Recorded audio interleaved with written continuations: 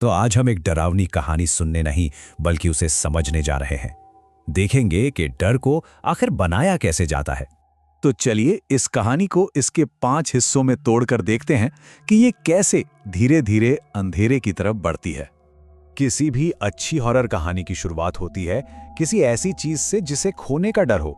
ये कह सकते हैं कि हॉरर का पहला रूल है, हमें किरदारों की फिक्र होनी चाहिए, तभी तो जब उन पर खतरा मंडराएगा तो हमें भी डर लगेगा, है ना। और इस कहानी में वो चीज है एक लव स्टोरी जो मुंबई जैसे भागदौड़ वाले शहर में पनप रही है। तो यहां मिलते हैं हम कहानी के 2 मेन किरदारों से, साहिल और नताशा। एक तरफ साहिल है जो अपनी सिचुएशन को लेकर थोड़ा परेशान है, मायूस है, और दूसरी तरफ है नताशा जिसका प्यार और उसकी उम्मीद एकदम फौलाद की तरह मजबूत है। इसी कॉन्ट्रास्ट पर यह पूरी कहानी टिकी है। नताशा के ये शब्द कहानी के इमोशनल कोर को सेट कर देते हैं। मतलब एक ऐसा प्यार जो किसी भी मुश्किल से टकराने को तैयार है।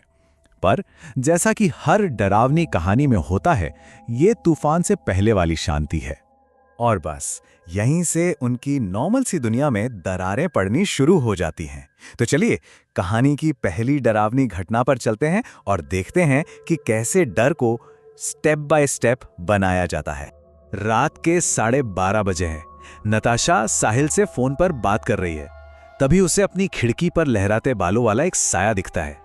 अगले ही पल वो बाहर देखती है तो एक बहुत ही खूबसूरत औरत उल्टा लटक कर मुस्कुरा रही है। फिर उसे एक गुर्राने की आवाज आती है, लेकिन ये आवाज बाहर से नहीं बल्कि उसके अपने कमरे के अंदर से आ रही है।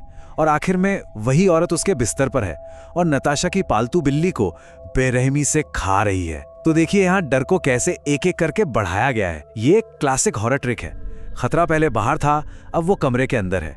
पहले सिर्फ एक झलक थी और अब वो एक भयानक हकीकत बन चुका है। और इस हमले का नतीजा बहुत ही भयानक होता है।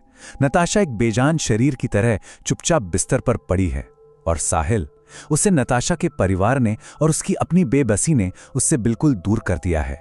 तो जब साहिल बिल्कुल हार मान चुका होता है, कहानी में एक ऐसे किरदार की एंट्री होती है जो उसे वो चीज ऑफर करती है जिसकी उसे इस वक्त सबसे ज्यादा जरूरत है, उम्मीद। हॉस्पिटल के बाहर टूटे हुए साहिल के पास एक डॉक्टर आती है और उससे कहती है, चिंता मत करो, मैं हूं ना, मैं सब कुछ ठीक कर दूंगी। मैं तुम्हारी नताशा का इलाज कर रही हूं। और वो अपना नाम बताती है, डॉक्टर चुड़ैला। और यहीं पे कहानी एक बहुत ही कमाल की चीज करती है जिसे ड्रामेटिक आयरनी कहते हैं। मतलब हम जो कहानी देख सुन रहे हैं, हम जानते हैं कि इस नाम का मतलब क्या है, लेकिन साहिल, हमारा हीरो, इस भयानक सच से बिल्कुल अनजान है। वो ये जाने बिना उस पर भरोसा कर लेता है कि जो उसे बचाने आई है वो असल में कौन है। तो अब कहानी अपने उस पॉइंट पे पहुंचती है जहां से कोई वापसी नहीं है। कहानी के सबसे भयानक मोड़ से ठीक पहले साहिल के सामने एक झूठी उम्मीद रखी जाती है जो आने वाले खौफ को और भी कई गुना बढ़ा देती है। ये सुनते ही साहिल की आंखों में खुशी के आंसू आ जाते हैं। वो तो उस डॉक्टर के साथ शादी के कार्ड तक की बातें करने लगता है जिसे वो फरिश्ता समझ बैठा है। उसे लगता है कि उसकी दुनिया फिर से ठीक हो रही है। लेकिन उसी रात 2 बजे जब हॉस्पिटल का आईसीयू एकदम शांत है, नताशा के बेड के नीचे से किसी के हंसने की आवाज आती है। फिर अचानक आईसीयू के सारे सीसीटीवी कैमरे एक साथ बंद हो जाते हैं और फिर वो चीज नताशा के ऊपर आकर खड़ी होती है और उसके हाथ से आईवी लाइन खींचकर फेंक देती है। जिस उम्मीद को इतनी मुश्किल से बनाया गया था, उसे एक झटके में सबसे क्रूर तरीके से खत्म कर दिया जाता है। और अब हम आते हैं कहानी के आखिरी हिस्से पर, जहां उस रात की तबाही का असली चेहरा सामने आता है। हम क्लाइमैक्स का सीधा और दुखद नतीजा देखते हैं। एक प्रेम कहानी जो हर तूफान से लड़ने का वादा करती थी, अब बस राख के ढेर में बदल चुकी है। चिता की लपटों को देखते हुए साहिल को अपनी और नताशा की पहली मुलाकात याद आती है। इतनी देर क्यों हुई? मैं 10 मिनट से इंतजार कर रही हूं। एक कितनी मासूम और उम्मीद भरी शुरुआत थी, है ना?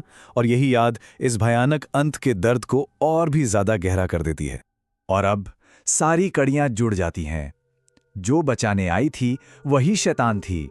वो खूबसूरत डॉक्टर ही खिड़की पर दिखी डरावनी औरत थी। उसने जो उम्मीद दी वो सिर्फ तड़पाने का एक तरीका था। और सुराख तो बस एक ही था, उसका नाम डॉक्टर चुड़ैला। तो ये कहानी हमें एक बहुत ही परेशान करने वाले सवाल के साथ छोड़ जाती है कि ज्यादा डरावना क्या है, अंधेरे में छिपा हुआ कोई राक्षस या फिर वो राक्षस जो रोशनी में आकर आपको उम्मीद देता है।